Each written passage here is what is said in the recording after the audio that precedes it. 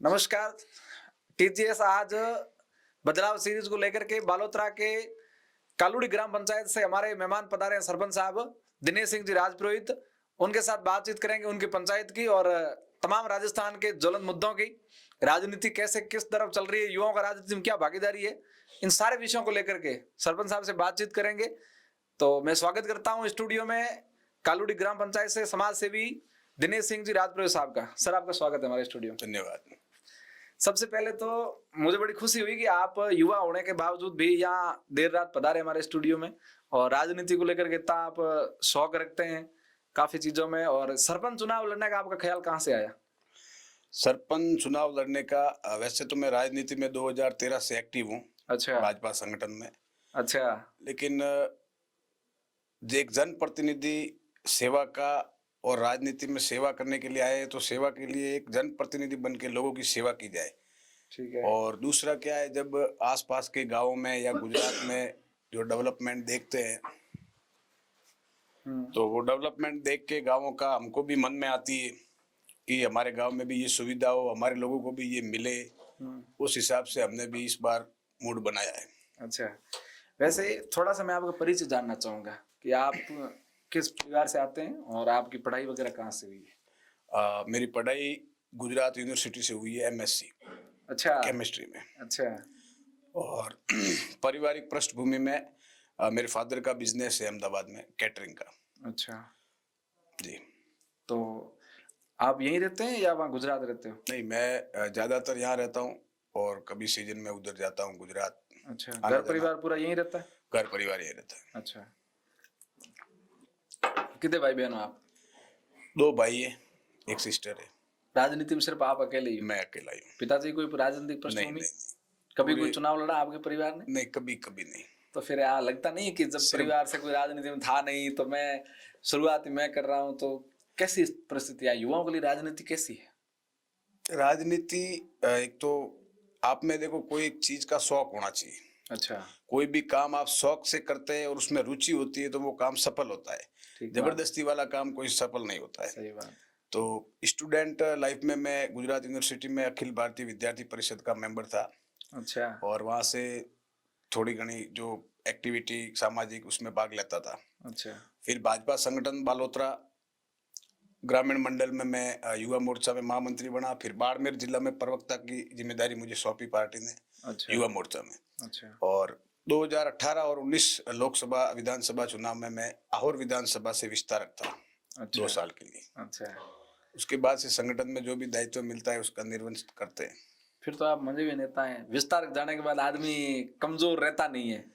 देखो, अब जैसा जो जिम्मेदारी मिलती है वो निभाते हैं। विस्तारक की कैसी जिंदगी है? भाजपा संगठन में जो विस्तारक जाते हैं उनको किन किन चीजों से परिस्थितियों को फेस करना पड़ता है? विस्तारक एक बहुत कठिन तपस्या है। विस्तारक की जिम्मेदारी कठिन तपस्या के बराबर है। जैसे एक साधु जो लाइफ जीता है, जो साधु की दिनचर्या होती है, उस टाइप से विस्तारक को भी संघर्ष करना पड़ता है। जैसे घर से आपको दूर रहना है और परिवार के भी पीछे हर चीज से मतलब अपेक्षाएं होती है हमसे, लेकिन संगठन के प्रति समर्पण भाव है आपका, तो आपको जो दायित्व मिला है वो निभाना पड़ेगा। वहाँ घर से दूर रह के लोगों के बीच में, आज आपके वहाँ खाना खाया, आप आज वहाँ के वहाँ, मतलब एक भिक्षुक की तरह। अच्छा। हाँ, कोई कभी कभी नहीं मिलता है तो मांग के भी खाना पड़ता है। अच्छा। भाई साहब आज मैं भूखा हूँ, मुझे खाना खिलाओ। अच्छा। और मतलब वही पूरे दिन एक एक बूथ पर जाना पड़ता है। एक संगठन में जो मजबूत है, बूथों से मजबूत होता है संगठन। हर बूथ पे हर व्यक्ति से मिलना जुड़ना पड़ता है। पूरी विधानसभा उसमें भ्रमण करना पड़ता है। आपके जीवन को भी ऐसा दिन आया कि आप दिन भर भूखा रहे और विचार आया कि मुझे भी आज खाना खाना है, किसी से मांग के खाया हो? बहुत बार होता है। मैं जब विस्तारक था 2 साल, तब ऐसा कई बार होता था कि दिन भर घूमते घूमते घूमते घूमते खाने का टाइम निकल जाता था। अच्छा। और कभी 3 बज जाते, 4 बज जाते दोपहर में। अच्छा। तो खाना नहीं मिलता था। कई बार ऐसा होता है। आप फिर अखिल भारतीय विद्यार्थी परिषद से क्यों जुड़े? विचारधारा मुझे अच्छी लगी। क्या अच्छा लगा विचारधारा में? विचारधारा में एक तो सर्वप्रथम कि एबीवीपी में देशभक्ति की भावना है। अच्छा। और राष्ट्र के लिए समर्पित होने की जो वहाँ से आकांक्षा मिलती है, उस हिसाब से मुझे भी मेरी विचारधारा राष्ट्र सर्वोपरि के साथ मैं एबीवीपी से जुड़ गया। अच्छा, अब तो संगठन के और दायित्व की तरफ मन नहीं है, या पंचायत राज के चुनाव में कैसे जाने का मन कर लिया? संगठन में तो जो दायित्व मिलता है वो तो निर्वहन करना ही है, उसमें तो कोई दो राय नहीं है। संगठन के लिए तो हम सदैव समर्पित तो हैं। फिर प्रधान वरदान का चुनाव लड़ो। चुनाव अब आगे देखो, अब इतने दिन संगठन में भी काम किया और आगे भी करते रहेंगे। अच्छा, अब गांव के लोगों की सेवा करने का मन बना है इस बार पूरा, तो पंचायती राज का चुनाव लड़ना है। मैं अगर पूछूं कि दिनेश सिंह जी राजपुरोहित कालूड़ी से सरपंच उम्मीदवार है, जी, और आप लोग दिनेश जी को क्यों वोट दें? आपके गांव के लोगों को जाकर पूछूं तो लोग क्यों वोट दें आपको, अगर आप एज ए वोटर हो तो? मुझे वोट देने का जो कारण है गांव के लोगों के पास, युवाओं के पास, वो शायद दूसरे किसी प्रतिनिधि के पास नहीं होगा। क्योंकि मैं जब से राजनीतिक समझ मेरे में आई है 2013 से, बताता हूँ आपको, तब से मैंने निस्वार्थ भाव से गांव के लिए जो भी मुझसे काम हुआ है वो मैंने किया है। बाकी सब अपने लेवल पे करते होंगे, लेकिन जब आप तुलना करोगे ना तो शायद उस तुलना में मेरा ग्राफ ऊंचा रहेगा। अच्छा, निस्वार्थ भाव से आधी रात को, दिन को, कहीं भी जाना है, किसी के भी साथ जाना है, या विद्यालय में टीचरों की कमी रहती है कई बार। ये 2 साल पहले ही हमने एक बड़ा आंदोलन भी किया था हाईवे जाम का, तो उसमें सफलता भी मिली। मुकदमा नहीं लगाई हुई आपका? मुकदमा तो हो जाता, हुआ नहीं। अच्छा, हाँ, वैसे आपके गांव में कितनी वोटर संख्या है? गांव में वोटर है 2803,000 के आसपास। अच्छा, कौन कौन से कास्ट है विशेष करके वहाँ? विशेषकर राजपुरोहित है सारे ही? 80%, अच्छा, और 15-16% SC के सॉरी, अच्छा, और ओबीसी के 2-3% है। अच्छा। 2-3 भी नहीं होंगे, लेकिन फिर तो आपके सामने भी पुरोहित ही होंगे। सब। जी। पिछली बार कितने लोग चुनाव लड़े थे? पिछली बार 4 लोग थे। वो जीते, वो कितने वोटों से जीते? 17 वोटों से। सिर्फ आप नहीं लड़े पिछली बार? नहीं, मैंने तो। अच्छा, इस बार क्या माहौल है? आपने अपना गुनाहगारी निकाला होगा, कैसे चल रहा है गांव का? इस बार माहौल तो अभी तो देखो तय नहीं हुआ है कि, लेकिन मूड, लोगों की भावना है ऐसी कि आप इस बार दावेदारी करो और हम आपके साथ रहेंगे। अच्छा, विशेषकर युवाओं का जो साथ मिल रहा है वो बहुत ही अच्छा है। उनको आशा है हमसे कि हमारा भाई हमारे लिए कुछ करेगा। अभी आपके जो सरपंच है वो कितनी एज के हैं? अभी तो लेडीज जनरल सीट थी, वो सम्मान्य है, और एज भी है 75 प्लस। अच्छा, क्या काम हुए पिछले 4-5 साल में? काम तो देखो अब उनके स्तर का जो होना था, उनका जो जनप्रतिनिधि जो करते हैं, उन्होंने जैसा हुआ वैसा किया है। आप अगर सरपंच बनते हैं तो सबसे पहले कौन सा काम करेंगे अपने पंचायत का? सबसे पहले मेरी प्राथमिकता है शिक्षा के क्षेत्र में, स्वास्थ्य के क्षेत्र में, और जो इंफ्रास्ट्रक्चर है उसमें। शिक्षा के क्षेत्र में आज का जो दौर है वो AI और रोबोटिक साइंस का दौर है। आज दुनिया इस फील्ड में जा चुकी है, हिंदुस्तान भी आगे बढ़ रहा है इस तरफ। हम ये चाहते हैं कि मेरे गांव का युवा, आखिर अगर भारत को विकसित भारत का संकल्प लेकर चलते हैं और विकसित भारत के रूप में देखना चाहते हैं, तो उसकी शुरुआत गांवों से होगी, जो सबसे पहली इकाई है देश की। सही बात है। तो हम भी ये चाहते हैं कि हमारे गांव में ये जो आधुनिक टेक्नोलॉजी है ये डेवलपमेंट हो। हम हमारे जो आने वाली पीढ़ी है उनके लिए अच्छी अच्छी सुविधाएं तैयार करें, ताकि वो इस फील्ड में आगे जाए। नहीं तो क्या होता है, देखो शिक्षा तो 2 टाइप की होती है। एक तो आप गए वापिस आए, जो मास्टर साहब ने पढ़ाया ठीक ठाक वो आ गया, ऐसे करते करते वो टाइम निकाल के फिर थैला पकड़ के गुजरात जाना है, ऐसी मानसिकता है अभी आज की तारीख। लेकिन अभी बदलाव का टाइम है, तो हम ये सोचते हैं कि अगर हमारे यहाँ से 12th तक स्टूडेंट पढ़ता है, मेरे गांव का कोई भाई बहन, तो उसको अच्छे लेवल की शिक्षा मिले तो वो आगे भी अच्छे एजुकेशन में जा सकता है।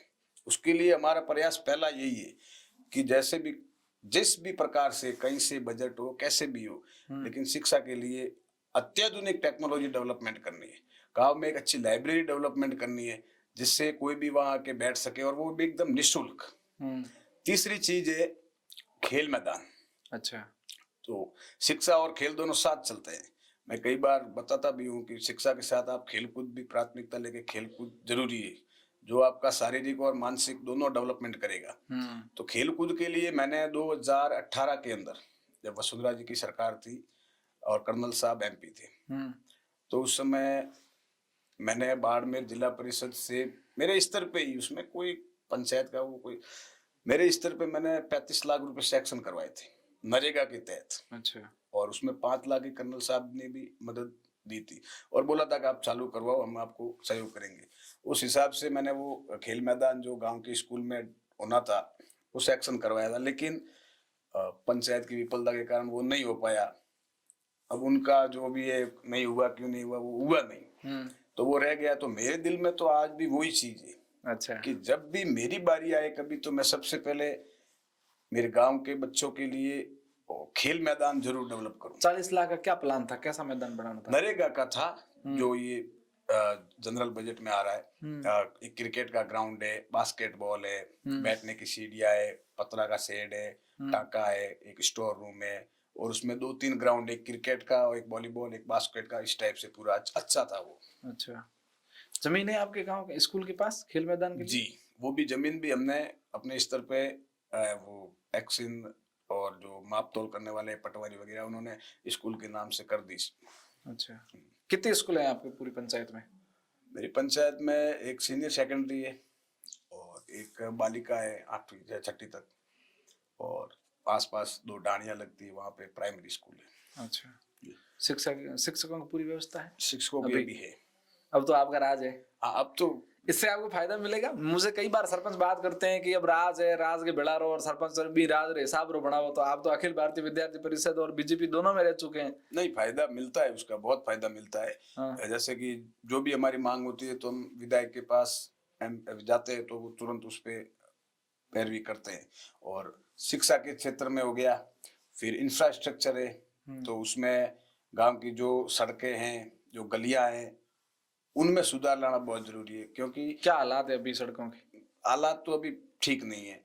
अच्छा। तो उस हिसाब से हम चाहते हैं कि एक बार एक ऐसे इंजीनियर हम पंचायत का खुद का रखे, जो पूरा माप तोल करके रूट लेवल से उसका एकदम जो भी निकाल है। मेन समस्या गाँव में आती है पानी की, जो पानी का निकाल होता है वो नहीं हो पाता है, लेकिन उसके लिए आपको एकदम सिस्टमेटिक काम से काम करके उसका निकाल का जो परमानेंट व्यवस्था करनी पड़ती है, तो वो भी सोच रखा है सब। और स्वास्थ्य के क्षेत्र में, अभी उप स्वास्थ्य केंद्र है, तो हमने पिछले 2-3 साल से डिमांड रखी हुई है कि पीएचसी में कन्वर्ट किया जाए। तो अभी अरुण चौधरी हमारे माननीय विधायक है, उन्होंने विधानसभा में भी पैरवी रखी है इस चीज की, कालूड़ी में पीएचसी बनना चाहिए, उसके लिए मांग रखी है, और आशा भी है और विश्वास भी है कि अगले बजट में पीएचसी जरूर पास हो जाएगी। अच्छा। इस चीजों को मैं देख रहा था बहुत नजदीक से, तो मैं आपका इंटरव्यू करना था, तो मैंने स्टडी करी आपके समाज की कि राजपुरी समाज राजनीति को और समाज को कैसे देखता है। तो आपके समाज की बहुत बड़ी पेट है बिजनेसमैन, कि भी राजपुरी समाज व्यापार की तरफ ज्यादा रहता है। आपके अधिकारी बहुत कम बड़े अधिकारी, बड़ी पोस्टों में बहुत गिने चुने लोग हैं। जो आखिर ऐसा क्या कारण है कि राजपुरी समाज के लोग बड़े पदों पर नहीं जाते हैं? एक्चुअल में इसका सबसे बड़ा कारण है कि शुरुआत से जो आगे जो पीढ़ी है वो व्यवसाय की तरफ ज्यादा बढ़े, बरोबर। और थोड़ी शिक्षा की भी, शिक्षा तो है लेकिन उसमें कमी रह जाती है। तो वो क्या है, मैंने आपको जैसे अभी बताया कि 10वीं 12वीं पास करके जाना तो गुजराती है, वो एक मानसिकता है। अच्छा। तो वहां से वो शिक्षा थोड़ा उसका रूप चेंज होगा तो आकर्षित हो गए आगे बढ़ने के लिए। यूनिवर्सिटी में जाते हैं अभी, वैसे पिछले 2-3 साल से अच्छे तैयारी भी कर रहे हैं हमारे, लेकिन उनकी संख्या बढ़ानी है। और सबसे पहली मेरी प्राथमिकता है कि मेरे गांव का कोई बच्चा कम से कम 12वीं पास की बगैर ड्रॉप आउट नहीं होना चाहिए। अच्छा। अगर कोई बच्चा या बच्ची ड्रॉप आउट होते हैं तो उसको समझाकर, उसके घर वालों को समझाकर, उनकी क्या परेशानी है, जो भी परेशानी होगी उसका हल निकाल के, मेरे को ये रिकॉर्ड बनाना है कि मुझे 5 साल मिल गए तो मैं 5 साल में एक भी ड्रॉप आउट नहीं होने दूंगा। अच्छा। बालिका शिक्षा को लेकर के राजपुरी समाज बहुत पीछे है, बहुत पैसे वाला समाज है। ऐसा नहीं है कि समाज पर पैसे नहीं है, आपके बहुत बड़े व्यापार में है लोग, और आपके गुरु महाराज भी शिक्षा को लेकर बहुत सारी बातें करते हैं। उसके बावजूद आपके समाज की बच्चियां पढ़ाई की तरफ ज्यादा आकर्षित नहीं है, क्या कारण है? अभी समाज लेवल पर भी अच्छी व्यवस्थाएं हो रही है बच्चियों की शिक्षा के लिए। पहले क्या है, थोड़ा सेकेंडरी होने के बाद बाहर भेजने से लोग डरते थे, नहीं भेजते थे, और उस हिसाब से शिक्षा वहाँ 12वीं तक ही रह पाती थी, तो आगे जाने का मौका नहीं मिलता था। लेकिन अभी समाज लेवल पर हमारे महामंत्री है बाबूलाल जी, जो मेरे गांव के ही है, समाज अखिल भारतीय राजपूत समाज के अध्यक्ष कौन है आपके समाज के? अध्यक्ष तो गुरु महाराज जी है, तुलसाराम जी, अच्छा महामंत्री वो है। तो अच्छा। उन्होंने बहुत अच्छा काम किया है इस फील्ड में, शिक्षा के क्षेत्र में। हाँ। बालोतरा में एक बड़ा स्कूल खोला और छात्रावास की व्यवस्था की। जयपुर में भी एक छात्रावास का भी 2-3 महीने उद्घाटन हुआ, और बालिका शिक्षा के लिए भी वो भी बहुत प्रयास कर रहे हैं, और हमको विश्वास है कि आगे आने वाले समय में हमारे समाज की भी बच्चियां जो है वो भी आगे अपना नाम रोशन करेगी और अच्छे अच्छे फील्ड में वो काम करेगी। और गुजरात में जैसे अभी कोई गुजरात, महाराष्ट्र, तमिलनाडु, हमारा समाज पूरे साउथ में बहुत फैला हुआ है, तो वहाँ पे जो रहते हैं तो वहाँ से वो प्रोग्रेस करते हैं, अच्छे अच्छे पोस्ट पे उनकी नियुक्तियां भी होती है। धीरे धीरे समाज विकसित हो रहा है महिला शिक्षा में। अच्छा, आपके समाज में या आपके गांव में ऐसे कितने लोग हैं जो गरीबी रेखा से भी नीचे हैं? कालूड़ी पंचायत के अंदर कितनी कहानियां हैं? बहुत गरीबी, या परिवार में कोई है नहीं, या कोई एक्सीडेंट से किसी के अकस्मात कोई घटना हो गई, या किसी का कोई भाई नहीं है, बहुत सारी बहनों का परिवार है, ऐसी स्थिति कंडीशन का, या कोई विकलांग है? ऐसे ज्यादा तो हमारे गांव में गरीबी रेखा से नीचे बहुत कम है। कोई ठीक है 10 है। आर्थिक रूप से मजबूत गांव है आपका? आर्थिक रूप से मजबूत है, व्यापार में ज्यादा सक्षम गांव है। हमारे गांव से जो भी बाहर जाता है तो वो अपना खुद का व्यापार 5 साल में सेट कर ही देता है, ये रिकॉर्ड है। अच्छा। हाँ। तो व्यापार की पाठशाला है कालूड़ी पंचायत? पाठशाला है, और भामाशाहों की कोई कमी नहीं है। अच्छा। लेकिन सिर्फ आप अगर नेतृत्व कर रहे हो तो आपके अंदर इच्छा शक्ति होनी चाहिए काम कराने की। सही बात है। मेरे गांव में गुरु महाराज की इतनी कृपा है कि पूरी पंचायत गांव अकेला चला सकता है। अच्छा। जो भी काम करना हो, चाहे कैसा डेवलपमेंट करना हो, भामाशाहों की कोई कमी नहीं है, और सक्षम गांव है। ठीक है, कोई 5-10 परिवार ऐसे होंगे जो कैपेबल नहीं है, बाकी सबका अच्छा काम काज है। अच्छा, आपकी पंचायत में शिक्षा को लेकर आप काम करेंगे, सबसे मुख्य मुद्दा आपका शिक्षा है जी, दूसरा चिकित्सा, तीसरा विकास, सड़कें वगैरह, इंफ्रास्ट्रक्चर। तो सड़कों के लिए आपके पास तो ग्रेवल सड़क है, उससे ज्यादा पंचायत के कोटे में तो ज्यादा दम है नहीं ग्रेवल सड़क के अलावा। सीसी रोड निर्माण, हाँ, गौरव पथ वगैरह ये जो योजना आती है इसके माध्यम से आप सीसी रोड भी कर सकते हैं, इंटरलॉकिंग। लेकिन गांव में ग्रेवल सड़क को लेकर के बहुत बड़ा विवाद चलता है। सरपंचों के मत्थे पे अगर सबसे बड़ा कोई आरोप है तो यही है कि आप रोड में खा गए, आप नरेगा की इस रोड में खा गए, आपने इस ग्रेवल सड़क में खा गए। तो आप ऐसा क्या करेंगे कि आप पर कोई भ्रष्टाचार का आरोप नहीं लगे? सबसे पहली बात तो ये है कि आरोप तो चलो लगते हैं, लेकिन काम ऐसा करके दिखाओ कि कोई आरोप ना लगा सके। काम बोलता है। तो आप क्या करेंगे वहां? इसमें मापदंड है 9 इंच की मोटाई होनी चाहिए रोड की, जो भी दो बार रोलिंग होनी चाहिए उसकी रोलर से, जो भी मापदंड है उस पूरे मापदंड के अंदर सड़कें बनाई जाएगी पूरी। 1 रुपये का भ्रष्टाचार नहीं होगा। अगर मैं मेरे स्टूडियो आज कहता हूँ कि भाई दिनेश जी को अगर कालूड़ी के तमाम भगवान जनता मौका देती है तो दिनेश जी यहाँ से वादा करके जा रहे हैं कि सड़कों में 1 रुपये की हेराफेरी नहीं करेंगे। बिल्कुल आप कर सकते हो वादा, क्योंकि मुझे देखो 1% भी लालच या कमाने का मुझे 1% भी शौक नहीं है। अच्छा। मेरा अच्छा बिजनेस चल रहा है अहमदाबाद में। अच्छा। अगर मुझे कमाने का इतना शौक होता तो मैं वहाँ अपनी लाइफ स्टाइल आराम से मेगा सिटी के अंदर जितने रुपए कमाने उतने कमा सकता हूँ। हाँ। उसमें कोई मुझे तकलीफ ही नहीं है। अच्छा। मेरा तो सेवा भाव के कारण ही मैं एक बार चाहता हूँ कि मैं भी सेवा करूँ, बाकी कमाने के लिए मुझे कोई लालच या कुछ नहीं है। मैं तो निस्वार्थ भाव से, मेहनत तो अभी तो मैं कुछ हूँ ही नहीं, मैं तो कभी जनप्रतिनिधि बना ही नहीं हूँ अभी तक। लेकिन जैसे मुझे लगा कि मेरे गांव के अंदर शिव जी का बड़ा मंदिर है बाटेश्वर महादेव का, तो यहाँ कैमरे होने चाहिए। तो 2-3 बार सबको बात भी की, ग्राम पंचायत में भी की, ट्रस्ट में वगैरह सब में, लेकिन वो नहीं लगे तो मैंने लगा दिए खुद के पैसों से। सीसीटीवी कैमरा लगा दी, सुरक्षा होनी चाहिए। अच्छा। और जैसे कहीं और भी कहीं जरूरत पड़ती है तो मैं कभी देखता ही नहीं हूँ। और लालच मुझे 1% भी नहीं है कि मैं पंचायत में सरपंच बनूं या कमाऊं। ऐसा तो कौन दिमाग में रखता है जिसके पास कोई काम ना हो। अच्छा। कि यार नवरे बैठे चलो न सरपंच बन जाएगा, धंधे लग जाए। मुझे तो वो है ही नहीं। सरपंच साहब मैं जितना नहीं कमाऊंगा उससे तो ज्यादा मैं वहाँ कमा लेता हूँ। अच्छा। हाँ, मुझे तो सिर्फ एक ही है कि कमा तो सब रहे, हम्म। लेकिन जो मेरे गांव के लोगों को सुविधा मिलनी चाहिए वो मिले, अच्छा, बस। सुविधा के नाम पे बातें सब करते हैं, लेकिन जब बारी आती है तो लोग सरपंच लोग हो या जो भी जनप्रतिनिधि है या जो भी कर्मचारी है, आम जनता को सुविधाएं देते नहीं है। देते नहीं। आम जनता एक आधार कार्ड के लिए 20-20 किलोमीटर दूर जाती है, एक ई मित्र नहीं है गाँव में, है तो उसको कुछ आता नहीं है या नेटवर्क नहीं है। तो ऐसी स्थिति आप गाँव में नहीं है? ऐसी स्थिति तो नहीं है। हमारा गांव तो क्या है, मेगा हाईवे टच गांव है। अच्छा। तो वहाँ आने जाने की कोई सुविधा की तकलीफ नहीं है, ई मित्र वगैरह भी है। अच्छा। लेकिन इच्छा शक्ति होनी चाहिए काम करने की, समझ रहे हैं आप। मैं ये नहीं कहता हूँ कि मैं ये करूंगा, मैं तो बोलता हूँ कि आप ट्रैक रिकॉर्ड देख के वोट देना। तो अभी आप मेरा सहयोग करोगे तो ट्रैक रिकॉर्ड पे करना। अभी तक दिनेश जी का क्या ट्रैक रिकॉर्ड है, आप खुद ही बताइएगा। आपने अभी तक कौन कौन से काम किए, जो पद पे ना रहते हुए भी सेवा के कार्य किए गांव के लिए? एक तो आपने बताया कि मैंने उस मंदिर में, बाटेश्वर महादेव मंदिर में सीसीटीवी कैमरे मैंने मेरे खुद के पैसे से लगाए, एक काम तो ये हो गया। देखो 2013 से लगाकर आज दिन तक हम वृक्षारोपण का काम कर रहे हैं गांव में। गांव में कितने पौधे लगा दिए आपके गांव में? शमशान, वो तो मैंने अभी गिने नहीं है। शमशान घाट में, जैसे इस साल शमशान घाट में लगाए, अगले साल गौशाला में लगाए, उससे पहले सार्वजनिक जो मंदिर है वहां लगाए।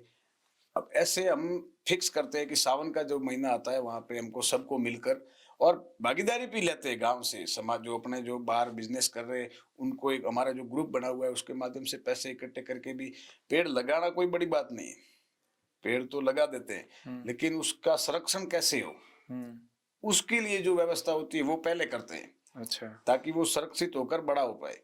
आज लगाओ फिर मिट जाए तो वो तो कोई मतलब नहीं है। आपने ये बात कह दी है, हमारी संस्था है मनसुख रणवा मनुस्मृति संस्थान, उनके सचिव है अभिलाषा रणवा, सीकर से आते हैं। उनके पिताजी की स्मृति में ये संस्था बनाई और उनके पिताजी की कार एक्सीडेंट में मौत हो गई। वो टीचर थे, तो उनकी उपलक्ष्य में, उनकी याद में उस गुड़िया ने पौधे लगाना शुरू किए। आज तक उन्होंने लाखों पौधे लगा दिए, पर वो हमेशा आपकी तरह यही बात कहती है कि पौधे लगाना बड़ी बात नहीं है, उसकी केयर कैसे हो और वो पौधे पेड़ बन करके सबको छाया कैसे दे, ये इंतजाम पहले होने चाहिए। हम जाते हैं यहाँ पौधे लगाने तो 10 की जगह भले 2 लगाओ, लेकिन वो पेड़ बने तब तक आप उसका ध्यान रखो। हाँ, बच्चों की तरह उसका ध्यान रखना पड़ता है। दूसरा ये हो गया। तीसरा जैसे मैंने अभी आप खेल मैदान के बारे में बताया। हाँ, खेल मैदान सपना आपका अभी तक अधूरा पड़ा है। सरपंच बनते सबसे पहला काम ये करेंगे आप? बिल्कुल, जो हमने सपना देखा है वो तो पूरा करना पड़ेगा। तो फिर और लोग आशा भी रखते हैं। आज मेरे युवा साथी मुझसे ये आशा रख रहे हैं कि भाई साहब बनेंगे तो सबसे पहले ये काम होगा। अच्छा। हाँ, उसी आशा के साथ आज वो कह रहे हैं कि आपको बनना है। हम आपके साथ है। अच्छा। काम करते हैं तभी तो आशा रखते हैं। बाकी मुझे तो कहने की जरूरत ही नहीं है कि मैंने क्या किया। आज भी जब उप स्वास्थ्य केंद्र में वो ANM नहीं होती है तो मुझे पैरवी करनी पड़ती है, और वहाँ अपने CMHO साहब के पास जाते हैं, MLA साहब के पास जाते हैं, कैसे भी करके वहाँ नियुक्ति हो, एक भी दिन उप स्वास्थ्य केंद्र खाली ना रहे, ये हमारा एनी टाइम दिमाग में रहता है। अच्छा। तो काम जो भी अपने लायक जो भी काम आता है उसमें कभी ना नहीं दिया और करते हैं। शिक्षकों की कमी थी तो हड़ताल की, तो तुरंत गवर्नमेंट ने लगवा दी। कितने दिन चली हड़ताल? एक दिन ही। हमारा तो मेगा हाईवे 4 घंटे में तो काम हो जाता है। अच्छा, ये ठीक है, आपके पास मेगा हाईवे है, कुछ भी हो गया मेगा हाईवे है। हाँ, तो हो गई। अब देखो, अब पिछली सरकार में जब कांग्रेस का राज था तब हम मेरे गांव के 50 बुजुर्गों के साथ मैं खुद कलेक्टर ऑफिस गया था। अच्छा, किस लिए? ये शिक्षकों के लिए। अच्छा, टीचर नहीं और उनको बताया भी था कि आप टाइम ले लो लेकिन लगाओ तो सही। 2 महीना 1 महीना आप बताओ तो सही, लेकिन 6-6 महीने निकल गए, कोई सुनता ही नहीं था। तब आखिरी हथियार यही होता है, आंदोलन। लगाए, आंदोलन किया और 4 शिक्षक लगा दिए तुरंत आगे। अब वो कहाँ से आए? ऐसा क्या कारण है कि मतलब सरकार पर आंदोलन का दबाव पड़ता है, सरकार काम करती है, ऐसे नहीं करती? क्या रीजन है? आप राजनीति नजदीक रहे हैं, पिछले 10-12 साल से आप राजनीति में सक्रिय हैं, आपने नजदीक से देखा है, आपने उन संगठनों में काम किया, विस्तारक भी रहे, तो आपको सारी चीजें नॉलेज में है कि राजनेता ऐसा क्यों करते हैं, सरकार ऐसा क्यों करती है कि जनता आंदोलन करके दबाव डालती तभी काम होता है? पहले तो पर्याप्त स्टाफ होता नहीं, उसकी तो कमी हमेशा रहती है। फिर वो क्या करते हैं, इग्नोर करते हैं कि करता रहे। आया है, हाँ हो जाएगा, आप निश्चित रहो। अच्छा। वो ऐसे कर करके टाल देते हैं। हम्म। फिर उनको लगता है कि अब की बार पैर भी मजबूत है और वो दबाव में आते हैं, तब जाके वो वापिस उस बात को गौर से सुनते हैं, नहीं तो वो इग्नोर ही करते हैं। हम्म। बहुत ज्यादा जगह ऐसा होता है, ठीक है हो जाएगा, ऐसे कई आते हैं, चलता रहता है। अच्छा। हाँ, दबाव के बिना तो आप सरपंच बनोगे फिर आरआर में सीरियस लोगे या ऐसे ठीक है चलता रहता अभी उनका ऊपर नहीं, ऊपर है? बिल्कुल ठीक है। सीरियस।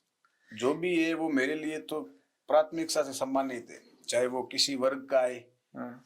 चाहे कोई भी आए। वर्ग का तो गुणा गणित आप गांव में ज्यादा है नहीं, आपने कहा कि 80% हम खुद ही है। नहीं, हाँ, फिर आपका 20% तो है, भाई मूल बाहुल्य ये ठीक है, 20% में वो सब अपने ही लोग हैं, कोई वो लेकिन हम ज्यादा तो है नहीं। भाईचारे के साथ ही रहते हैं हम्म।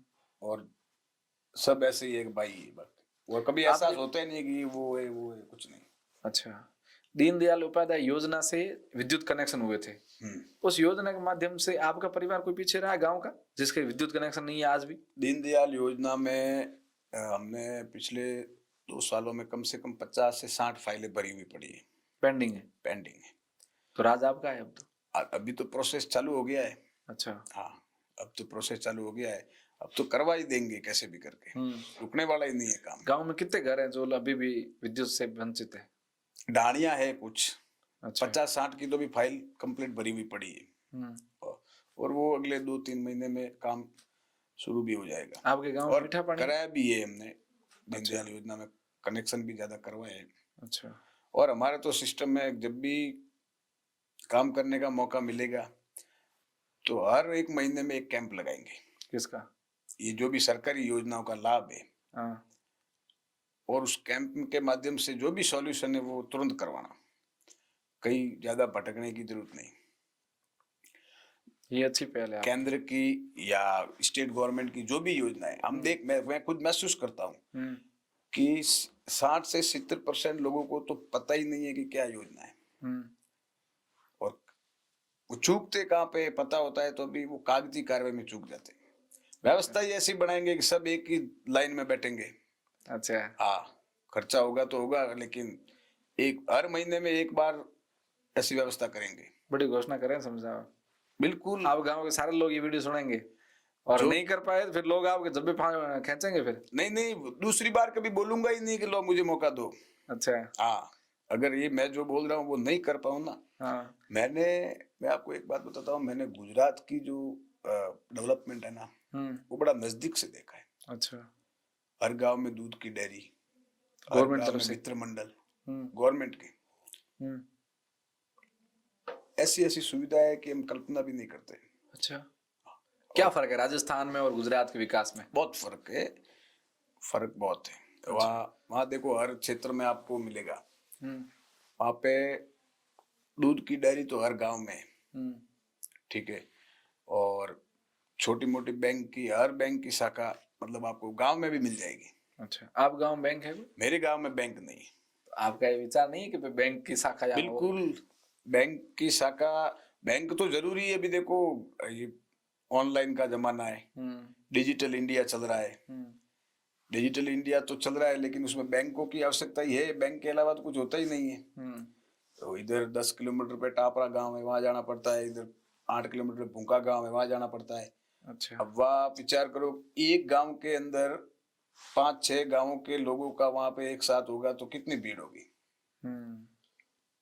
तो बैंक का भी बहुत जरूरी है। अच्छा। और बैंक के लिए भी पहला प्रयास रहेगा कि बैंक गांव में खुले, स्टेट बैंक हो कोई भी हो, एक अच्छी बैंक गांव में खुलवाने की प्राथमिकता है। अच्छा। ये जो कमियां महसूस कर रहे हैं वो सब मैनिफेस्टो में है, सब। बिल्कुल। कल को जनता मौका देती है तो धरातल पे ये सारे काम होते, धरातल पे ये सारे काम होंगे, वादे के साथ कहते हैं, नहीं होती है तो कभी। ये देखिएगा सरपंच साहब वादा कर रहे हैं इस बात का कि गांव में खेल मैदान, शिक्षकों की कमी और पीएससी, विद्युत कनेक्शन से जो लोग वंचित हैं उनके लिए विद्युत कनेक्शन, और बैंक मुख्यतः मुद्दा इनका गांव में बैंक की शाखा हो, गांव के लोगों को 10 किलोमीटर दूर नहीं जाना पड़े, अपने ही गांव में काम हो जाए, ये इनका मुख्य मुद्दा है। इनकी एक टीस है कि ये सारे काम अगर मुझे मौका मिलता है तो मैं जरूर करूंगा। इसे आगे बढ़ते हैं सरपंच साहब, बड़ा आरोप तो यही लगता है कि ये जो नरेगा में टाँके निर्माण होते हैं, इसमें सरपंच साहब आपके गांव हुए? चल रहा है काम? चलता है हर गांव। आपने कभी नजदीक से देखा कि कितने आइटम चीजें वगैरह मटेरियल कितना वितरित हो रहा है? अब देखो, उनको सौंपा हुआ है काम 5 साल के लिए, जिसको दिया है, हाँ। जो जैसे कर्म करेगा, जैसे उनको काम हो रहा है वो कर रहे हैं। मैं कभी इंटरफेयर नहीं करता हूँ। क्यों नहीं करते? आपकी जिम्मेदारी है, आप सरपंच का चुनाव लड़ने के लिए तैयारी कर रहे हो, तो आपका ये फर्ज बनता है कि आप वहाँ ध्यान रखें कि काम ईमानदारी से हो रहा है या सही से हो रहा है कि नहीं हो रहा है। मैं तो ये चाहता हूँ कि काम तो करो। अच्छा। हाँ, काम करो। जैसा करो, गुणागणित करो करके तो करो भाई। अच्छा, हो नहीं रहा अभी? बहुत कम। तो फिर आपने आवाज नहीं उठाई कि भाई सरपंच बनाया है, सरपंच काम नहीं कर रहा है? देखो, सब एक ही परिवार है, पूरा गांव। ठीक है, अब ज्यादा तो कोई लपड़े में पड़ते नहीं है। ठीक है, हम तो खुद कहते हैं कि आप काम करवाओ, हमें साथ है आपके। डेवलपमेंट के काम में कभी हम बीच में नहीं रहेंगे। अच्छा। या रोका रोकी नहीं होगी। गांव में आप हर घर गए हुए हैं? बिल्कुल। ऐसा कोई घर है जहाँ आप नहीं जा पाए आपके गांव में? नहीं, हर घर। सब आपको नाम से जानते हैं? सब जानते हैं। अच्छा, युवा बड़ा बुजुर्ग सब? सब सब सब। अच्छा, अभी क्या स्थितियां हैं आपके हिसाब से? आपने ओपिनियन निकाला होगा ना गांव का, क्या मूड है गांव का? गांव का कितने लोग चुनाव लड़ने के फिराक में है, या कितने लोगों की दावेदारियां ठीक लग रही है? तो रहते हैं 2-4 पिछले साल थे, तो इस बार भी 2-3 तो रहने ही है। अब देखो, लोकतंत्र है। हाँ, वो तो बाबा सबको साहब अधिकार है। भीमराव अंबेडकर जी ने समानता का अधिकार दिया है। लोकतंत्र की खूबसूरती है हाँ। कि जिसकी मर्जी हो वो चुनाव लड़ सकता है, कोई किसी को रोक नहीं सकता। और जो भी अपनी दावेदारी करना चाहते हैं वो कर सकते हैं।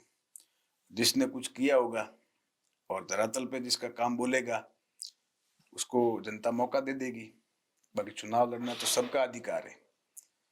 2-3 कैंडिडेट तो होते ही हैं और होंगे भी। आप लोगों के साथ पास में जाएंगे इलेक्शन फॉर्म भरने, तब लोगों से आप क्या वादा करेंगे, क्या बात करेंगे? भाई मुझे वोट क्यों दें लोग, मुझे वोट किस लिए दो आप? मैं तो एक ही बात बोलता हूँ गांव से कि मैं 15 साल से अगर पॉलिटिक्स में हूँ, दौड़ भाग कर रहा हूँ, और गांव के लिए, किसी भी बंधु के लिए कभी भी कोई काम हुआ तो हर समय जाते हैं। और अनुभव भी हमने प्राप्त किया है। संगठन में काम करते हुए भी हमने अनुभव किया है। बजट की कभी कमी नहीं आने दूंगा। मेरे मुंह से कभी ये शब्द नहीं निकलेगा कि बजट नहीं है या आया नहीं। मैं कैपेसिटी रखता हूं। बालोतरा पंचायत समिति से लगाकर, जिला परिषद से लगाकर, MP, MLA जो कोटा होता है वहां से, राज्यसभा, और ऐसा अगर कोई काम होता है तो मैं मंत्रालय में भी जाके डायरेक्ट काम करवा सकता हूँ। अच्छा। हाँ, लेकिन बहाना वो मेरे पास नहीं होगा कभी कि बजट नहीं है। बजट नहीं है? जी, दिल्ली तक का रास्ता मैंने देखा हुआ है। अच्छा। तो मुझे बजट में तो लाने में कोई और इस बार आपकी सरकार भी है? वही तो, डबल इंजन है तो तीसरा इंजन आप जोड़ दो। हाँ, ये भी सही है। और आपके गांव वैसे भाजपा में है पूरे? भाजपा में पूरा एक तरफा वोट पड़ते हैं भाजपा एक में? तरफा, सब बीजेपी। अच्छा, यहाँ इससे आगे बढ़ के बात करते हैं मुख्य राजनीति की। यहाँ से इस बार निर्दलीय चुनाव लड़ेगा या लोकसभा में रविंद्र सिंह भाटी की ओर से, कैलाश चौधरी भाजपा से लड़े और उम्मीदवार बेनीवाल RLB छोड़कर कांग्रेस ज्वाइन करी। इस चुनाव आपने नजदीक से देखा, ये चुनाव किस मुद्दों पर लड़ा गया है? ये चुनाव विकास का जो मुद्दा होना चाहिए उस मुद्दे से बिल्कुल हट गया। अच्छा। और कहीं कहीं ऐसा लगता है कि ये चुनाव जातिवाद पर, इसमें जातिवाद हैवी हो गया। और अक्सर हम देखते हैं राजस्थान में और देश के कई हिस्सों में भी देखते हैं कि जब लोकसभा के चुनाव आते हैं, वैसे तो हम 5 साल करेंगे, मोदी जी अच्छे, मोदी जी ने वो किया, मोदी जी ने वो किया, मोदी जैसा प्रधानमंत्री कभी नहीं आएगा। लेकिन मैं मेरे निजी विचार से कहूं तो 5 साल हम ये राग लगाते हैं, लेकिन जब मोदी जी का साथ देने का टाइम आता है तब पीछे हट जाते हैं। अच्छा। फिर वहां पे जातिवाद हैवी हो जाता है। चुनाव खत्म होते ही वापिस मोदी जी प्रधानमंत्री बनते हैं तो अच्छी होती है। अब हमको जरूरत होती है वो 5 साल में एक बार बटन दबाने की। मोदी जी को मजबूत करने का वो एक ही मौका आता है। बाकी मोदी जी आपसे क्या मांगते हैं? कभी वो 5 साल में एक टाइम ही तो मांगते हैं, एक वोट। सही बात। उस समय हम अपने लोकल मुद्दों में या जातिवाद में बढ़ जाते हैं। अगर उस समय अगर सिर्फ मोदी जी को देखे तो आज मोदी जी 400 प्लस होते हैं। अच्छा। नहीं, आप देखो थोड़ा रह गए। तो ये जातिवाद ज्यादा हैवी हो जाता है और रीजनल क्षेत्र के हिसाब से बाकी बहुत समस्याएं रहती है। कैलाश चौधरी के हार का मुख्य कारण जातिवाद था? जातिवाद मुख्य कारण भी है। और क्योंकि जाट समाज से 2 कैंडिडेट थे, तो वोट डिवाइडेशन, एक समाज चाहता था कि वोट डिवाइडेशन ना हो, तो वो एक तरफ शिफ्ट हो गए सब। अच्छा। और जातिवाद तो होता ही है, हम देख रहे हैं कई साल शुरुआत से। बदलाव होगा लेकिन थोड़ा टाइम लगेगा। ऐसा क्या कारण है कि लोग आज भी जाति को लेकर के वोट करते हैं? क्या मानसिकता है लोगों की? जब तक जातिवाद रहेगा तब तक लोग अपना आदमी देख के ही वोट करेंगे। जातिवाद खत्म होगा तभी ये पॉसिबल है कि लोग विकास पे, बाकी विकास करने में तो आपको भी पता है कि विकास में मोदी जी ने पिछले 10 सालों में कभी किसी धर्म को देख के या किसी जाति को देख के कभी कोई योजना नहीं निकाली। योजना सबके लिए। जन धन में अगर अकाउंट खोले तो सबके खोले, शौचालय निर्माण हुआ है तो सबका हुआ है, प्रधानमंत्री आवास मिल रहा है तो वो जाति के आधार पर नहीं मिल रहा है, वो पब्लिक आम जनता के लिए। अगर विकास सबको देखकर हो रहा है, जाति देख के नहीं हो रहा है, तो मैं तो यही निवेदन करता हूँ कि वोट भी जाति को देख के नहीं होना चाहिए। अच्छा। विकास को देख के होना चाहिए।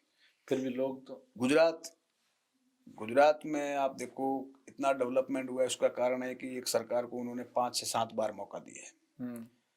तो आज वहां पूरी खुशहाली है। अच्छा। तो गुजरात में जाति देखकर वोट नहीं देते लोग? शहरों में तो बिल्कुल नहीं देते। अच्छा। गुजरात का जो शहरी एरिया है वहां बिल्कुल जातिवाद नहीं देखते। गांवों में कहीं कहीं होता है, बाकी ज्यादा तो सिर्फ बीजेपी देखते हैं। अच्छा। जातिवाद तो देखते तो फिर इतनी सीटें कहां से आती। अच्छा। आपकी सरकार आई हुई राजस्थान में 1 साल पूरा हो गया है, आप उसी संगठन से हैं। आप 1 साल में संगठन को कहाँ देख रहे हैं, सरकार को? 1 साल में सरकार ने बहुत सकारात्मक तरीके से प्रोग्रेस किया है। आदरणीय भजनलाल जी शर्मा साहब जब से मुख्यमंत्री बने तब राजस्थान का विकास बढ़ रहा है तेजी से। जैसे अभी पिछले महीने राइजिंग राजस्थान, उन्होंने एक बहुत बड़ा आयोजन किया था राइजिंग राजस्थान का, उसका लाभ भी हो रहा है। बाहर से कंपनियां आ रही है, इन्वेस्टमेंट कर रही है, युवाओं को रोजगार भी मिलेगा। और अभी जो रोजगार के क्षेत्र में अभी जो भर्तियां आई है वो भी बहुत अच्छी भर्तियां है, और 1 साल के अंदर अंदर उन्होंने भर्तियां भी निकाली है। और जो भी परीक्षा हो रही है वो पारदर्शिता के साथ हो रही है, उसमें कोई अभी तक कहीं सुनने को नहीं मिला है कि इसमें गड़बड़ी हुई है। ये एक बड़ी उपलब्धि है। आज जो पिछले 5 सालों में पेपर लीक के मामले देखते हैं उसमें ये बड़ी उपलब्धि है। और डेवलपमेंट में भी बड़ी कंपनियां इन्वेस्टमेंट कर रही है, युवाओं को रोजगार मिल रहा है, राजस्थान बढ़ रहा है। राइजिंग राजस्थान का सपना है वो साकार हो रहा है। लेकिन आपके बाड़मेर जिले के शिव विधानसभा क्षेत्र में रविंद्र सिंह भाटी लगातार धरने प्रदर्शन पर बैठे रहते हैं कि यहाँ कंपनियां गोचर पे अपना अतिक्रमण कर रही है, लोगों को, किसानों को पूरे पैसे नहीं दे रही है।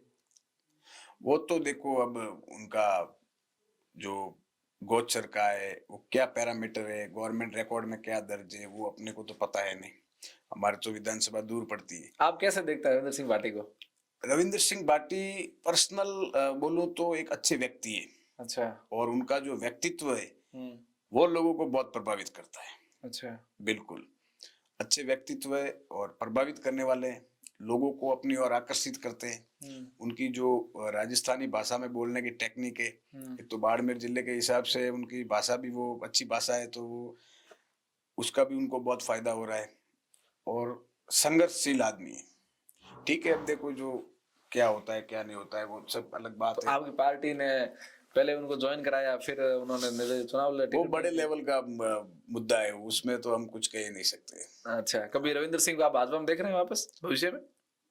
इट मे बी पॉसिबल, लग रहा है हो सकता है। अभी एक 12 तारीख को प्रोग्राम है उनका रोहिणी में।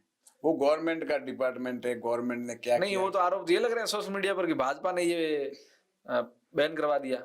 भाजपा थोड़ी करती है, वो तो सरकार जो सरकार आपकी है, भाजपा की है राजस्थान में। तो नहीं, ये तो अब देखो इसमें बीएसएफ के जो डीआईजी है या जो प्रशासन है उन्होंने जो रीजन दिए वो तो हो सकते हैं, रीजन दिए होंगे तो कुछ होगा। बाकी हम इतनी वो बड़ी पॉलिटिक्स में कभी ध्यान नहीं देते। अच्छा, नहीं नेता तो बड़े हो, 15 साल से राजनीति में वो विस्तारक रहे हुए हो। जो जहाँ पे संगठन दायित्व दे रहा है वहां की देखते हैं। बाकी जो सरकार निर्णय लेगी वो अच्छे के लिए ही लेगी। अच्छा। वो पूरे राजस्थान की या पूरे जिले की जनता के भविष्य को देखते हुए निर्णय लेगी। आप सबसे ज्यादा किसको पसंद करते हैं राजनीति में? फेवरेट नेता कौन है आपका केंद्र में पूरे राजस्थान भारत पूरे में? मैं तो अपने प्रधानमंत्री मोदी जी से प्रेरित हूँ अच्छा। कि उसका एक कारण है। क्या है? ऐसा नहीं है कि भाजपा में हूँ इसलिए। हाँ। उन्होंने देश के लिए अपना पूरा जीवन समर्पित किया है। अच्छा। हम तो 10 दिन समर्पण नहीं दे सकते, उन्होंने पूरा जीवन अपना। अभी हर किसी के मन में होती है कि मैं भी शादी करूं, मैं भी परिवार बसाऊं, पैसे कमाऊं, हर चीज की आज जो धरती पर सबको मन में आती है, लेकिन एक साधु की तरह उन्होंने पूरा जीवन अपने देश के कल्याण के लिए समर्पित किया है। कोई तो अपने लिए करता है कि मुझे मोक्ष मिलेगा, कोई किसी के लिए करता है, लेकिन इन्होंने देश के लिए किया। और जो काम करने की कैपेसिटी है वो भाई साहब 25 साल का युवा करता है वैसा वो काम करते हैं। इतना जोश, इतनी ऊर्जा के साथ काम करते हैं। उनसे मैं प्रेरणा मिलती है कि अगर वो इस उम्र में भी इतना काम कर सकते तो हम क्यों नहीं कर सकते। अच्छा जी। और इससे बड़ी सेवा, ये जो जरिया है सेवा का, इससे बड़ा कोई सेवा का जरिया हो ही नहीं सकता राजनीति से। बिल्कुल। लेकिन आजकल के लोग तो राजनीति में आने का मतलब है कि पैसा, पावर। सबकी अलग अलग इच्छा है, अलग अलग बाती के लोग हैं, अलग अलग सोच के लोग हैं। लेकिन अगर आप, मैं तो एक ही बात मानता हूं कि आप अगर राजनीति में आते हो या कोई भी आना चाहता है तो सेवा भाव के हिसाब से आना। बाकी पैसा तो कमाना है तो व्यापार ढूंढो, अच्छे अच्छे बहुत कमाइए। अच्छा जी। आपके यहाँ स्थानीय एक मुद्दा था थान सिंह डोली को लेकर के चला था, गंदे वैसेले पानी को लेकर के। जी। किसका पानी था वो रासायनिक पानी को लेकर के, जोधपुर से जो रिलीज होता है रासायनिक पानी, उसको लेकर के वो क्या मुद्दा था, उसका क्या हुआ बाद में? वो थोड़ी लंबी समस्या है पिछले कई सालों से। क्या है? जब हम जोधपुर पढ़ते थे, अभी 12th में तब जाते थे, तब भी वो पानी आता था। तब भी? अच्छा। 2012 13 12 11 12 में। अच्छा। लेकिन वो संघर्ष कर रहे हैं, उन्होंने आवाज उठाई है तो। लेकिन मैं जहां तक मानता हूं कि अगर आप मेरे क्षेत्र में कोई समस्या होगी तो मैं तो आवाज उठाऊंगा ही। मैं नहीं उठाऊंगा तो कौन उठाएगा? तो वो भी राजनीतिक क्षेत्र में राष्ट्रीय लोकतांत्रिक पार्टी से वो नेता है तो वो आवाज उठाते हैं। कैसे नेता है थान सिंह जी? अच्छे, हमारे तो समाज बंधु है। अच्छा। बिल्कुल।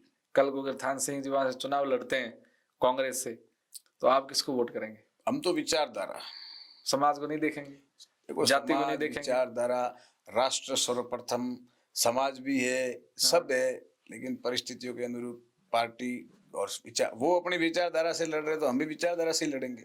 बिल्कुल।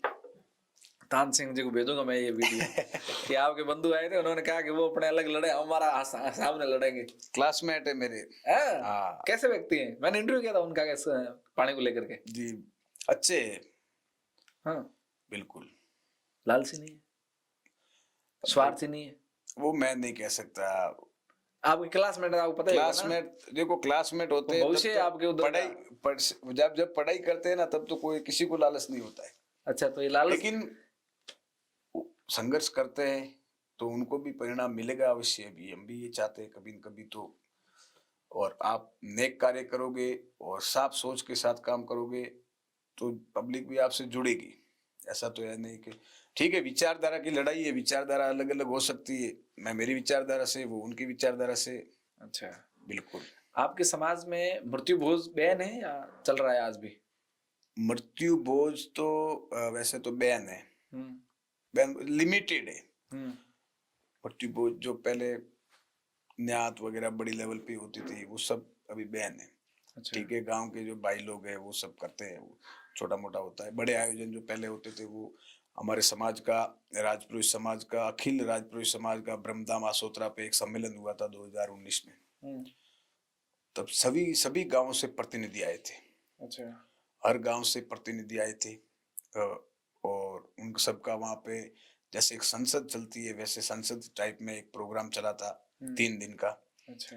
और पूरे राजपुरोहित समाज ऑल ओवर राजस्थान सबने मिलकर ये निर्णय लिया था कि जो ये बड़े आयोजन होते हैं मृत्यु भोज के वो आज से बंद। और जो अफीम डोडा का प्रचलन चलता था वो भी बंद उस टाइम हुआ। अच्छा। गुरु महाराज के आदेशों के साथ अभी सब पालना करते हैं। अच्छा जी। अभी एक युवाओं के लिए बहुत कुछ बातें चलती है। मैं 3 सवाल आपसे करूंगा। एक तो करूंगा ऑनलाइन गेमिंग ऐप के माध्यम से जुआ खेलना, जी दूसरा आईएमडी और इसमें का नशा, जी और तीसरा अभी चल रहा है ये लकी ड्रॉ। तमाम मंदिरों पर, धर्म गौशालाओं पर लकी ड्रॉ के आयोजन भगवान के नाम पे होते हैं। जी। ये 3 विषय अभी जो सोशल मीडिया पे बहुत सुर्खियों में है, इस पे आप क्या सोचते हैं, आपकी क्या राय है? सबसे पहले अपन बात करते हैं इसकी नशे की, युवाओं में। नशा तो कोई भी हो, खराब वस्तु ही है। अच्छा। और जो अवस्था होती है, अवस्था जब जब हम किशोरावस्था से यौन अवस्था में आते हैं, बड़े होते हैं, 18 प्लस करते हैं, यूनिवर्सिटी की तरफ भाग लेते हैं, वहां से आपको संगत संगत का बहुत बड़ा असर होता है। अच्छा। वहां से आपको अलग अलग टाइप की संगत मिलेगी। मैं ये नहीं कहता कि क्यों गए नशे में, वो एक फिसलन का टाइम है। वो सीढ़ी होती है, वो फिसलन वाली है। चाहे मैं हूँ, आप हो, कोई भी हो, और बहकावा में आके गलत संगत में पड़ के आदमी उस तरफ जाता भी है। लेकिन उसको अगर सही मार्गदर्शन मिले और सही तरीके से उसको अगर कोई टैकल करे, कोई भी है, ये बहुत गलत रास्ता है। अच्छा। इससे आपके जीवन के सब रास्ते बंद होते हैं, खुलता कोई नहीं है। तो जहां तक हो सके दूर ही रहना चाहिए। और भूल से भी अगर कोई गलत संगत में कहीं गलत रास्ते पे निकल पड़े हैं, तो आपके पास ऐसा नहीं है कि जीवन खत्म हो गया है, खत्म नहीं होता है। आप वहां से नया भी शुरू कर सकते हो। और जो इस रास्ते जाने के बाद आप नया जीवन शुरू करोगे, वो बहुत ही आनंदमय होगा। उसकी आपको आनंद की अनुभूति होगी। इसलिए ऐसा मत सोचो कि अब पड़ गए तो चलने दो चलने दो, नहीं, उस पर ब्रेक लगा के यू टर्न ले सकते हो। अच्छा। हाँ। और जो ये ऑनलाइन गेमिंग का मामला है, हाँ। सबसे पहले अपने हाथ पैरों पर विश्वास रखो कि मेहनत के बिना कुछ नहीं मिलने वाला है। अगर आपको 2 रुपया या रोजी रोटी कमानी है तो हाथ पैर चलाना ही होंगे, आपको घर से बाहर निकलना ही होगा, मजदूरी काम कुछ करना ही होगा। ऑनलाइन गेमिंग के चक्कर में तो कई परिवार बर्बाद हो गए, कई लोगों को हमने आत्महत्या करते देखा है। तो क्यों पड़ते उस चक्कर में? अगर आपको पैसा ही कमाना है तो मेहनत मजदूरी करके कमाओ। आज दिन तक आपने कभी सुना है क्या कि ऑनलाइन गेमिंग से किसी ने बिल्डिंगें बना दी? आपने कभी सुना है ऐसा? अगर आज दिन तक हमने कभी ऐसा नहीं देखा है कि ऑनलाइन गेमिंग से वो अरबपति बन गया है, करोड़पति बन गया है, तो हम क्यों उसमें जा रहे हैं? जब इतने सालों से कोई नहीं हुआ है तो आज हम कहां से होने वाले हैं? बिल्कुल ये है ही नहीं, सब फ्रॉड है। ऑनलाइन का जमाना है, टेक्नोलॉजी का जमाना है, लेकिन आपको इसमें सावचेत रहना भी बहुत जरूरी है। जी। कोई एडवर्टाइज करने वालों से भी मैं निवेदन करूंगा, जो ये ऑनलाइन गेम की एडवर्टाइज करते हैं, उनसे भी निवेदन है कि आप ये बंद कर दो। आप एक क्राइम कर रहे हो, परिवारों को उजाड़ने का क्राइम। अगर उस गेम की वजह से कोई मर रहा है तो वो आपके ऊपर आता है। आप ये बंद कर दो। और जो युवा वो गेम के चक्कर में पड़े हैं, वो उसमें टाइम वेस्ट करने की जगह कैरियर बनाने में करे, तो उधर तो करोड़पति नहीं बनोगे, लेकिन इधर जरूर बन जाओगे। अच्छा जी। तीसरा है इसका लॉटरी वाला, लकी ड्रॉ, इस पर आप क्या राय रखते हैं? लॉटरी वाला भी सब डफोल बनाने का काम है। कोई किसी को फोकट में कुछ देता नहीं है। लेकिन जो भी आपके पास अगर कोई कॉल आता है, ऐसा आता है, तो आप उसको बोल दो कि मैं खुद वहां आ रहा हूँ। वो सच्चा होगा तो ठीक है, बोल देगा आ जाओ, नहीं तो नहीं बोलेगा। तो पहली बात तो ये है कि इन सब चीजों से हमें दूर ही रहना चाहिए। फोकट की आस कभी मत करो कि ड्रॉ से मुझे बढ़ जाऊं अमीर या गेम से बढ़ जाऊं। वो फोकट वाली आस आप छोड़ दो। आपको मेहनत मजदूरी हाथ पैर चलाने होंगे, तभी आपका परिवार का भरण पोषण होगा। और आप अपने फील्ड में, किसी भी फील्ड में, कहीं भी कोई भी व्यापार में काम कर रहे हो, तन मन धन से आप काम करो, जरूर विकास होगा, प्रोग्रेस ही होगा आपके व्यापार का या किसी भी चीज में। पैसों में कमाई वहां है। इतने बड़े जो करोड़पति अरबपति सब बने हैं, वो आज दिन तक कोई ऑनलाइन या लॉटरी से नहीं बना है।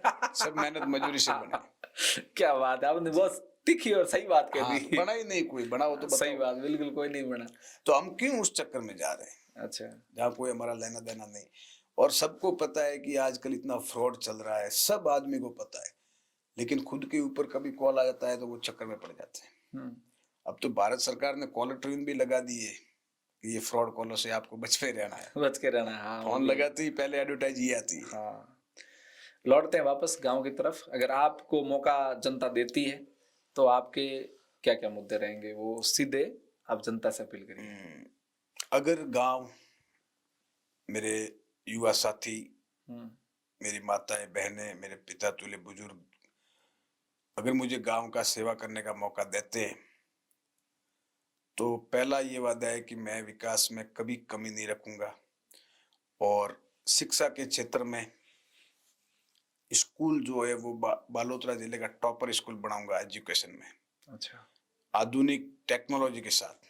अच्छा। और खेल मैदान मेरी सबसे प्राथमिकता है और सबको पता है, और वो मैं 100% करवाऊंगा।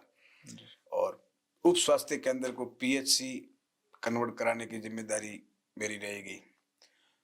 और यन कैन प्रकारण बैंक गांव में लाना है। और सुरक्षा की दृष्टि से अभी तो हमने सिर्फ छोटा बजट है घर का, जेब का, इसलिए महादेव जी के मंदिर में लगवाए हैं। लेकिन जिस दिन आप लोगों ने मौका दिया उस दिन पूरा गांव सुरक्षित होगा और एक एक मोमेंट पर नजर रहेगी। हमारे गांव में अभी पीछे एक चोरी भी हुई थी बड़ी। अच्छा। तो सबके दिमाग में आता है कि कैमरे बहुत जरूरी है। कैमरा आप सुविधा है तो आप उसका फायदा उठाइए। सही बात। तो सीसीटीवी कैमरा गांव के चौराहे पर, गांव की एंट्री एग्जिट पॉइंट पर, और मंदिरों में, स्कूल में, हॉस्पिटल में, सब जगह होने चाहिए। और वो मैं प्राथमिकता से करूंगा काम। और नाडियों का विकास है। मेरे गांव के पास में एक बजरंगबली जी के मंदिर के आगे तालाब है जिसका हमने नाम है हनुमान सागर। उसका भी डेवलपमेंट बहुत बड़े तरीके से करवाना है। नरेगा में जिस बजट में होगा उसमें करवाएंगे। उसकी खुदाई करवा के, उसके चारों तरफ तारबंदी करवा के, उसका पक्का निर्माण करवा के, उसके ऊपर पेड़ पौधे लगवा के साबित करना है कि ये भी एक पर्यटक स्थल की तरह लगना चाहिए। और अच्छा। नाडियों का आसपास में 2-3 नाडी है, उनका भी पक्का निर्माण करा के एक सौंदर्यीकरण भी जरूरी है गांव का। सही बात। और वृक्षारोपण तो मैं आगे करता आया हूँ और जैसे जिम्मेदारी मिलेगी तो और बड़ी मात्रा में मैं करूंगा।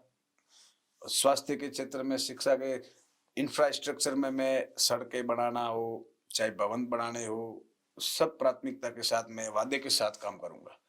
और एक भी % भ्रष्टाचार का कभी आरोप लग जाए उस दिन से मैं कभी वोट नहीं मांगूंगा और राजनीति छोड़ दूंगा। अच्छा। ये मैं वादा करता हूँ।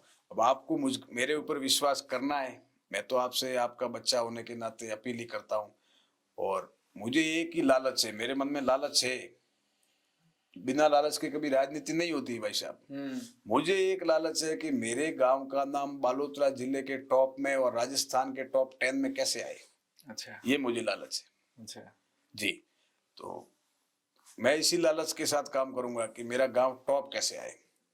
और बाकी जो भी ई मित्र है तो निशुल्क सेवा ई मित्र की, पंचायत की तरफ से ई मित्र पर निशुल्क सेवा होगी।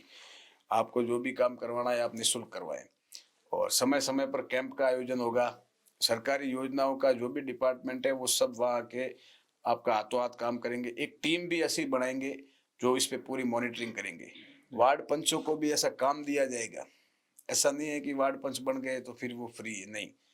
आपके वार्ड से आप जो भी आपके वार्ड में कमी है वो बताओ। महीने में दो बार 4 बार मीटिंग होगी, उसमें आपको बताना पड़ेगा। उस हिसाब के सबको साथ लेते हुए काम हाईटेक करवाना, तरीके से। हाईटेक तरीके से। अच्छा। सबका साथ सबका विकास जो मोदी जी कहते हैं वो हमको गांव से शुरू करना है। हाँ। ऊपर से नीचे आता है, नीचे से भी ऊपर ले जाना है। गांव से जो पहली सीढ़ी है वहां से हमको सबका साथ सबका विकास के साथ काम करना है। और जो भी सुविधाएं, भौतिक सुविधा है, कोई भी, सबकी करवाने की जिम्मेदारी रहेगी। और जो वादा मैं करूंगा उससे कभी पीछे नहीं हटूंगा। विशेष एक सोलर एनर्जी, मेरा लक्ष्य ऐसा है कि मैं हर साल मेरे गांव से 100 घरों में सोलर एनर्जी से कनेक्शन करवाऊं। 5 साल में लगभग पूरा गांव सोलर एनर्जी से हो जाएगा।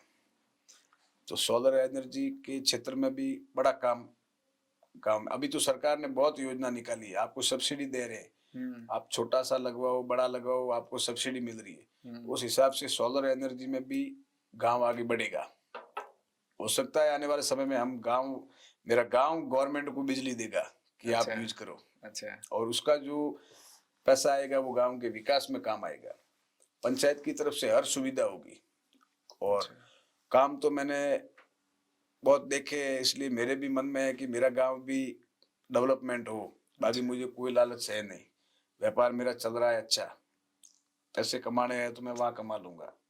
ठीक है, सबको साथ लेके मैं काम करूंगा और ईमानदारी के साथ करूंगा। विश्वास आपको करना है, और बाकी कोई कमी रह जाए तो आप मुझे कभी भी बता देना।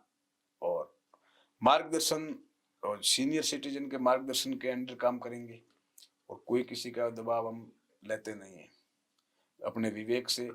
और कोई ये सोचे कि युवा है अभी तो क्या करेगा, हाँ ऐसा भी होता है कभी कभी। हाँ होता है, बुजुर्ग लोग कहते हैं वो हाँ। छोरो है, काल को छोरो है, काल को छोरो, इन्हें कहीं राजनीति कहीं हुआ कहीं है। हुए। गुजरात स्टेट में हर्ष सिंघवी जी है, गुजरात के होम मिनिस्टर। हाँ तीसरी बार वो मजूरा से, सूरत से एमएलए है, और अभी वो गुजरात में होम मिनिस्टर है। उम्र है 38 साल। अच्छा 31 साल का तो मैं भी हूँ। तो ऐसा कभी नहीं, युवा नेतृत्व अभी आज देश युवा नेतृत्व की ओर बढ़ रहा है। ठीक है, युवा दौड़ भाग करने में सक्षम होता है, कामकाज में। और हमने तो सब ऑफिस वगैरह सब पहले से देख रखी है। लोगों को तो 5 साल निकल जाते हैं ढूंढने में कि ये फाइल कहाँ ले जाऊं और वो फाइल कहाँ ले जाऊं, और हमने तो ये सब देखा हुआ है पहले से। इसलिए कोई चिंता की बात नहीं है। जो भी है आपका सहयोग है और मेरा काम है, निस्वार्थ भाव से। तो युवा आज की तारीख में आपको पता है कि कितना नेतृत्व करते हैं और कैसा करते हैं, सबको मालूम है। विश्वास करना जरूरी है। तो ये थे हमारे बदलाव सीरीज के सरपंच प्रत्याशी कालूड़ी ग्राम पंचायत से दिनेश सिंह जी राजपुरोहित। इनकी जो सी जितनी भी बातचीत थी आप सब सुनी, और जो भी पार्ट आपको अच्छा लगा हो कमेंट करके बताइएगा। अगला किसका इंटरव्यू करें, नाम कमेंट बॉक्स में जरूर भेजिएगा। टीजीएस दिनेश सिंह जी के लिए उज्जवल भविष्य की कामना करता है, और हम लगातार इनके साथ कोऑर्डिनेट करते रहेंगे। चुनाव से लेकर के चुनाव जीतने तक हम इनके साथ रहेंगे। आगामी 5 साल में भी हमारे प्लेटफॉर्म पर जिन सरपंचों का इंटरव्यू हो रहा है उन सरपंचों का ट्रैक रिकॉर्ड हम सर्च करेंगे जरूर। अगर कोई भी वादा ये पूरा नहीं करते हैं तो हम वादा करते हैं कि इनकी खिंचाई जरूर करेंगे स्टूडियो के माध्यम से। तो आप सब भरोसा करिएगा, विश्वास करिएगा। युवा है और युवाओं का दौर है, युवाओं में एनर्जी है। 30 साल का युवा अगर आपकी पंचायत का सरपंच बनता है तो ये आपका बहुत सौभाग्य है कि आप कभी भी कोई नशा नहीं, कोई ऐसी बात नहीं, शिक्षित पढ़ा लिखा व्यापारी व्यक्ति, राजनीति की पृष्ठभूमि से भाजपा और अखिल भारतीय विद्यार्थी परिषद का सदस्य रहा हुआ व्यक्ति अगर आपकी पंचायत से सरपंच बनता है तो ये आपका बहुत बड़ा सौभाग्य है। मैं सरपंच साहब के उज्जवल भविष्य की कामना करता हूँ। जय हिंद, नमस्कार।